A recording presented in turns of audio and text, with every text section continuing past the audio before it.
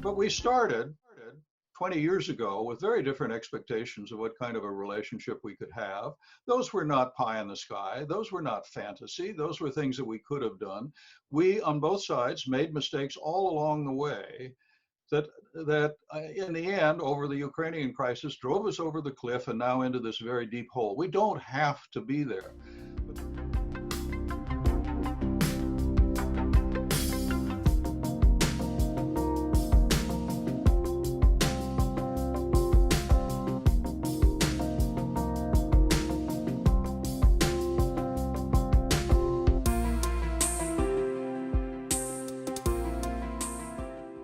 There were no surprises. Normally, when you do an open letter like this, it doesn't spur a whole series of other letters that endorse what you've said. It arouses those people who disagree with your point of view, and that's been the characteristic of the 3 letters we've had. And their opposition to what we argue is predictable. It's somewhat different depending on one's angle. The letter that was drafted by David Kramer in '33, signed with American policymakers and others, is within the US context of people who really believe that the current policy, if it's weak, is because it's too weak, not because it's too hard line. And therefore our letter certainly didn't fit with their view. The other 2 letters were primarily from people who see the issue from an East European perspective, or more specifically in the Ukrainian letter, from the Ukrainian perspective. And we welcome that as one way of opening a debate in our country, and we hope more broadly. But we really are interested now in hearing from those middle constituencies, from the points of view that may not endorse everything in our letter, but on the other hand, also don't agree with the critical letters. And that's what will be necessary for a productive debate.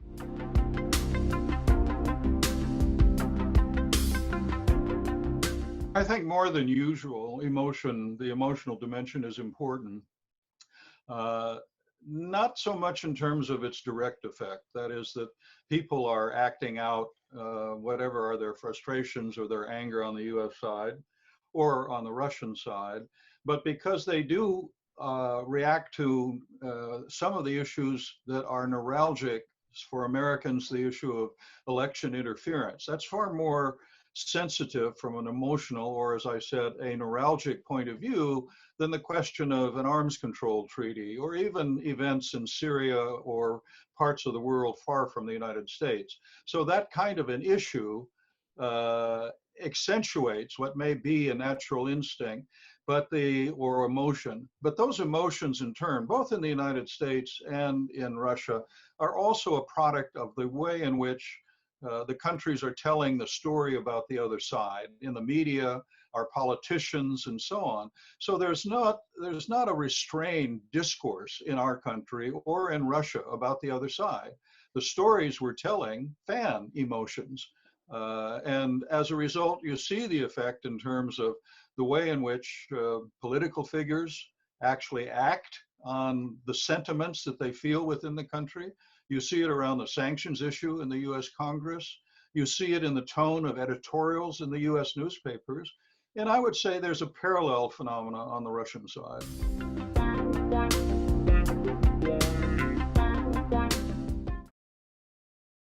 But the first and most important recommendation in the open letter in that context is to do it in a balanced way. On the one hand, to make sure that we keep our powder dry, that we are maintaining the essential elements of a national security policy, including the defense dimension, and a defense dimension that's satisfactory for bolstering our alliances and reassuring our alliances. But at the same time, on the other side, in a balanced way, genuine engagement and sustained engagement at a profound level. It is to manage a difficult relationship that is competitive, but that also has very important objectives that should produce cooperation for both sides. But that's not for the present. Therefore, what open letter is really about something between those 2 options.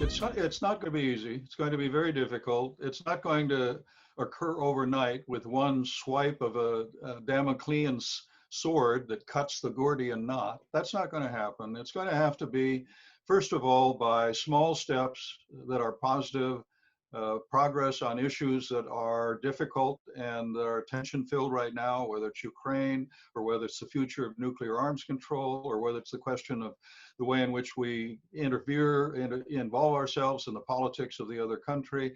We're not going to solve any one of these major issues overnight, but we do need to take small steps to begin improving each of those, and in a way that is cumulative, because a small step that may be positive in one area can quickly be undermined by something that happens elsewhere with negative effects. So we have to think about the way in which we can begin creating cumulative effects.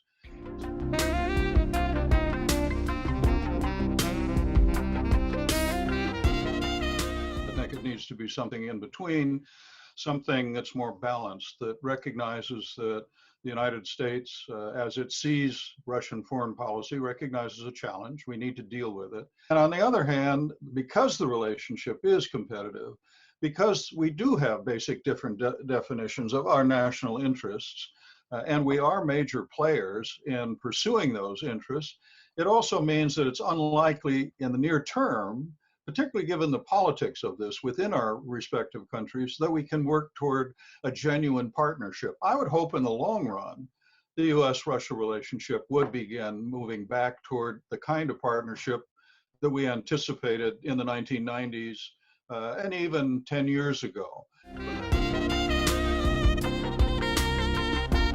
I think the short answer is the effects on the U.S.-Russia bilateral relationship are likely to be minimal. But I don't think that's an adequate way to think about the problem. It's true that, as your question suggests, there are large contextual factors, you call them structural factors, that more or less militate in favor of continuing where we are in the relationship. I'm not sure, and I think that's true. I think there are, as I said, aspects of now a competitive relationship that constrain what can happen and what leaders can do.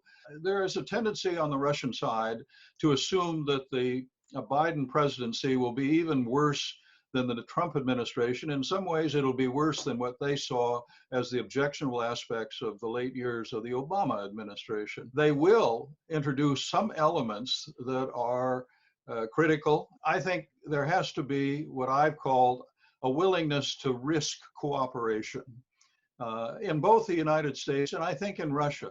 Neither side is ready to take a major initiative because they fear that it'll either be unreciprocated or that in fact it'll work to their disadvantage. You win or you lose, and the same, either way. There is no winning, you just lose whatever you do. And that I think has to change. The attitude has to be, we're prepared to risk some of the potential outcomes that we fear by taking a positive step in order to see whether or not it might work.